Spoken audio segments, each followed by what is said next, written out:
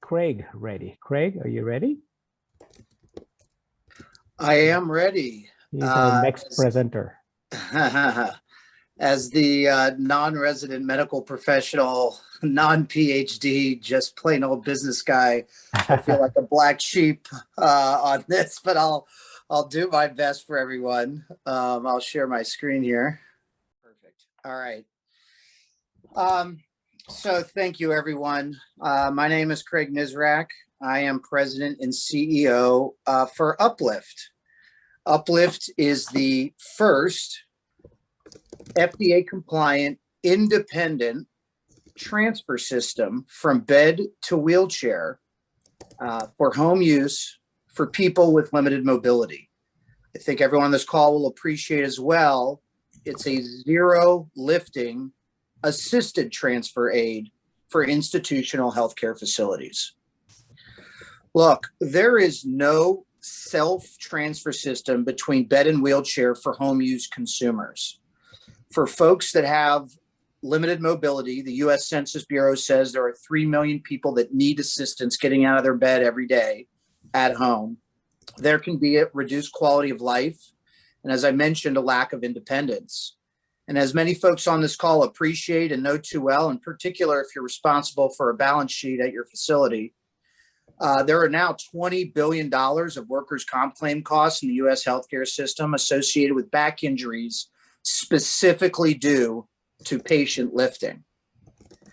And so if you look at the state and the current standards of care, and I recognize some of these are for different uses, but whether it's the use of fabric slings, lifting belts, sit-to-stands, and even scissor lifts, which can have patient weight limitations, there's a massive opportunity to what I would say is the opportunity to produce a much better, safer, and effective standard of care. So enter UpLyft. Now, as I press play on this demo, are we good? There's no background volume, right? So this is actually our founder, Anton Simpson. He is 83 years old, a triple degree engineer from MIT and a Wharton MBA.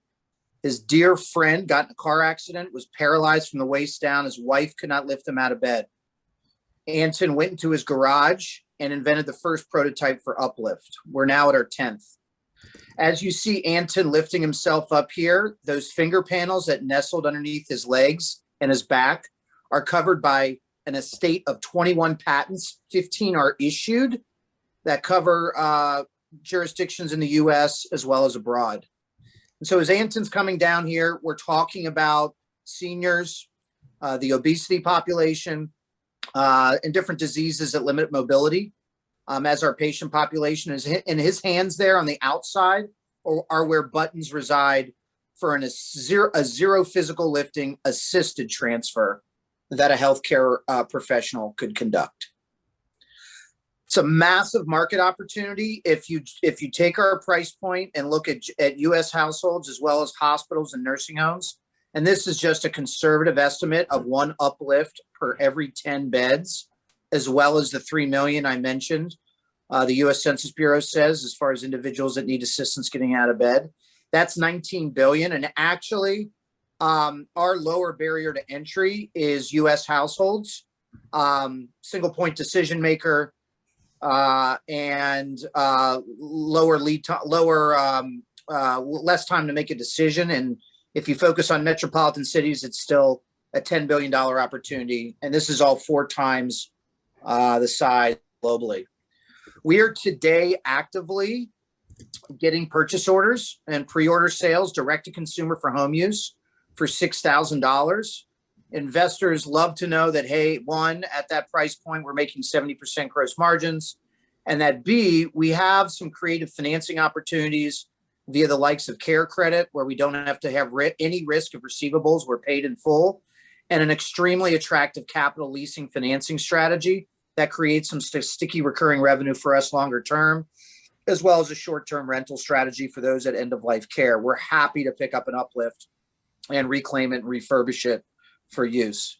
In healthcare facilities, we see a higher price point, not just because we're helping reduce workers' comp claims, but we've seen very early on, in particular from skilled nursing facilities, a desire for extra features including training and time, garner a higher price point in those facilities. There is a code that we plan to pursue via Palmetto at a $10,000 capped lease rental rate. And so again, for investors, that's a highly attractive opportunity for us to pursue. I'm just not into pursuing that until we have our capital raised in place and we have infrastructure to support from a customer service function, all the administrative aspects of doing so. The company has, as I mentioned, six figures of pre-orders that we generated within 60 days of turning our digital funnel on. We have pretty good visibility with our socials, as well as e-commerce and our website. I mentioned the patents. We're fortunate to have a 510K Class 2 device filing exemption, and that's as long as we are staying quality control compliant and adhering to good manufacturing practice. I mentioned the reimbursement code. We've commenced manufacturing here in San Diego, and we've secured $1 million, the majority of which was just the last 6 months. I mentioned our founder. This is my second rodeo as a medical device CEO. I previously founded out of my MBA program at University of Virginia, a diabetes medical device company that was able to diagnose diabetes by shining light on your eye for 6 seconds. That was the first company of its kind to get cleared by the FDA to do that. And we sold that business in 2017. We have an excellent team, as you see here, in the other disciplines, including Bria. I'd fail her in our company with not mentioning her, because everything you see to our name, which is now trademarked, to our logo, to all of our socials and e-commerce is her brainchild.